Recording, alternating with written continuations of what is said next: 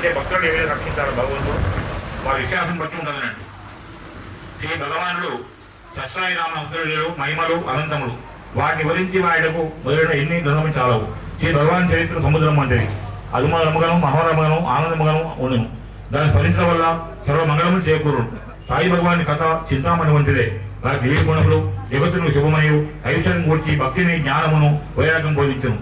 వారి దివ్యనామమును స్మరించడం వల్ల శోకములు హరించును. వారి ఎందు అనురాగము ప్రేమ జనించి వారికి దార్దు నశించి శాంతిమును చేకూరి ఇయ ఫలాలను ప్రాప్తించను. ప్రభు దయాసాగరుడు కృపానిదైన భక్తవత్సరుడు అతి ఫలమైన శ్రీ సాయి భగవానుడు పొరపాటును తప్పులు క్షమించను. మనకు ఉదయం కర్మశమ నిష్కల్మష అని ప్రతి సమయమున పరిశీలిస్తున్నారు.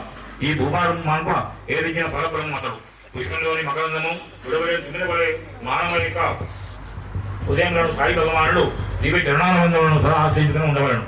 వారి కటాక్షమరణం అనే ఉదయము నిర్మల జ్ఞానమే మగును. వారి కమలలోచనలో శుచి భక్తులు తాము విచారించి రూపమిచ్చును. ప్రభు పరమ కృపాలుడు ఆ యాచిత కరుణను మన్నించే లోకములు ఉత్తరించే కృపామయుడు. ఓసారి శ్రీవారి భక్త కుటుంబంలో ఒకతనికి ఉద్యోగం పెద్ద మనిషికి తీవ్రంగా జ్వరం వచ్చింది. అతని మేనలుడే మహా డాక్టర్ చేత చికిత్స చేసినాడు. ఆ జ్వరము విపరీతమైన పరిణామం చేత ఆసుపత్రి జరిపించినారు. అక్కడ వారు ఏ ప్రయత్నం చేసినా కానీ జ్వరం మాత్రం తిరుగుగా పట్టలేదు. సరిగా ఎక్కువ కాలం వచ్చింది. డాక్టర్లకు విధములుగా ప్రయత్నించడం ఎన్ని ప్రయత్నం చేసినా కానీ జ్వరం తగ్గడం లేదు. ఈ రోజు బట్టి లక్షణములు కనపడ్డాయని భావించినారు. అది ఇప్పుడుగా బాధకు తల్లి విపరీతమైన దుఃఖంతో శ్రీవారి పడమును అతను తలకిందులో ఉంచి విభూతి ప్రసాదం నోట్లో వేస్తూ మాటికి సాయిరాం సాయిరామని జపిస్తూ పోయినది. ఆ విధంగా దివారాత్రము చెప్పిన విరపించి ప్రార్థిస్తున్నది. ఆ రోగితో పంచాయతీ ఆఫీసర్ వారు బంధువులందరూ కూడా వచ్చి ఎదురుస్తున్నారు. ధైర్యముక్కలు కూడా దాడలేదు. ఇటువంటి సాయంకాలం డాక్టర్లను నిలబడ్డ వారి లాభం తీర్మానించి ఆ రోగిని వేరే శ్రమం చేర్చి ఎవరిదానో వెళ్ళిపోయినారు. అప్పుడు బంధువులు మిత్రులు తల్లి మొదలు వారు దుఃఖిస్తూ వర్ణాలు ఏడుస్తున్నారు. రాత్రి 12 గంటలైంది. మృత్యువులకు అప్పగించినట్టుగా ఒంటరిగా ఉన్న రోగి చెందకు స్వామివారు స్వయంగా వచ్చి అతని నోట్లో విభూతి వేసి అక్కడి నుంచి వెళ్ళిపోయినాడు. ఆ విధంగా అతని యొక్క వ్యాధి తగ్గిపోయింది. తెల్లవారి డాక్టర్ వచ్చిన ఆశ్చర్యపోయినారు. ఏమిటి చేస్తున్నామని చెప్పని వారికి అర్థం కాలేదు. ఏదో విధంగా అద్భుతం జరుగుతున్న వల్ల మీ బతికినావయ్యా అని చెప్పని అందరూ కూడా సంతోషించి ఆ రోగిని మామూలు తాము చేస్తున్నారు. ఆ తల్లి కృపాసాగరుడైన ప్రభు యొక్క పుత్రభిక్ష ఇచ్చినని సంతోషపడ్డారు. ఆ విధంగా బంధువులు మిత్రులు సంతోషంగా గృహంలోకి వెళ్ళిపోయినారు. కొద్ది కాలంలో కూడా ఆయన సంపూర్ణ ఆరోగ్యవంతుడి శ్రీవారి దర్శనకు అతను పుట్టపడికి వచ్చినాడు.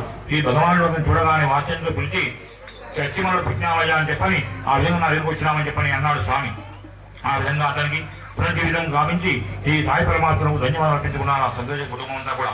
ఈ కార్యక్రమంలో యథావిధిగా జరుపుకుంటా తన ప్రసాదము అనుగ్రహించుకునే రోగిని రచింపగలే తన జీవరచన ఒసగిన మాత్రం చేసిన ఆ రోగి మృత్యుముగా ఉండి రక్షించి కాపాడిన సత్సాయి భగవాన్ భక్తులు అనంతములు అగోచరములు అట్టి పరాత్పరులు తమ అపారమైన కరుణను ఏవిడికి కూడా తోరుపై ప్రతింపజేయడం తెలియదు మనకు.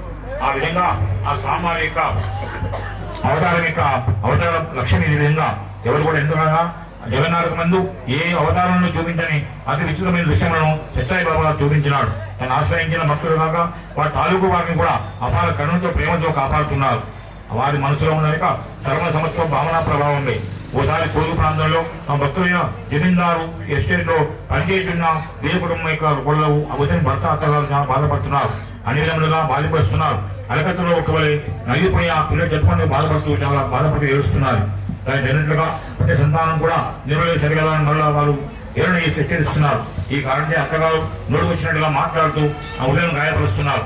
కడుపున్న భర్త కూడా ఆమెకంటే ఎక్కువగా వాదిస్తున్నాడు. ఆ సమయంలో కూడా ఇల్లాలు ఏమి చేయను ఏమి చేతనైనా శాంతి లేని జీవితము దూరం తోచి మనుషులకు ఉపాయం అని చెప్పి నిశ్చయించుకొని వెంటనే ఆమె రూమ్లోకి వెళ్ళి తన భర్త అత్తగారిని సమయం చూసుకొని అనుకూలమైన తాడు తీసుకొచ్చుకొని ఓ తాడు తీసుకొచ్చి దూరం కట్టుకొని ఏడాడుతున్నది. ఆ విధంగా స్వామి దక్షిణం అక్కడికి వచ్చి ఆ అమ్మాయిని వెంటనే రక్షించినాడు. ఆ విధంగా ఇప్పుడు మనోదమైన మళ్ళీ గట్టిగా ముడి వచ్చి వేలాడినది. అయినా స్వామి మళ్ళీ అక్కడికి వచ్చి ఆ యొక్క ముడి వదిలివేసినాడు. ఈ విధంగా ఆ యొక్క స్వామి పీతాంబరం రాజై మందాసంతో ఉన్న సాయి భగవానుడు దివ్యమంగళ రూపం దర్శించుకున్నారు. శ్రీవారి నామం ప్రత్యక్షంగా చూడలేదు కానీ తన యజమాని ఇంట్లో తన భైన సమయమైన ఒకసారి వారు దీరూపడమును చూసినారు. అందువల్ల వారే వీరిని గుర్తించి శ్రీవారి పాదములపై పడి ఈ విధంగా ప్రార్థించినారు.